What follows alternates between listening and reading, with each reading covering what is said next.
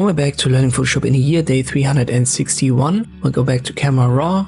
I've used Ctrl J here to copy the original, then under Filter Camera Raw. I want to talk about geometry, and you can see in this little rich tooltip, it can be used to level out your photos, especially when you have architecture, buildings, and also landscapes. Here in this case, it can also be used. As you can see, the image is a little bit tilted, and you can use isolated vertical and horizontal.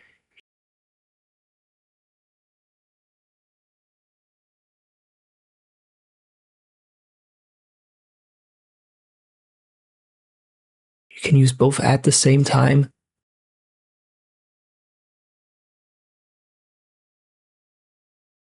And there's also an option to draw these two lines manually. Just the last one here. Let's, for example, use the arm here of the woman. It's a little bit off. And then maybe let us use this guy. And you can see how this rotates and also scales your images a little bit. Let me clear it.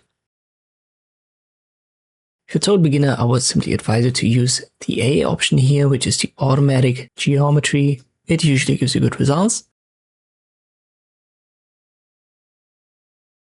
But if you're looking for an abstract effect, you can also adjust all of that manually. Just open the drop down here. And you can see vertical, horizontal, rotation, scale and aspect, and also the offset.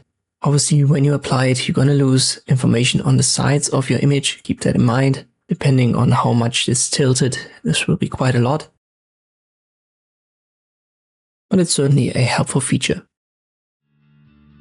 I hope this video was helpful. Thank you for watching, and I'll see you next time.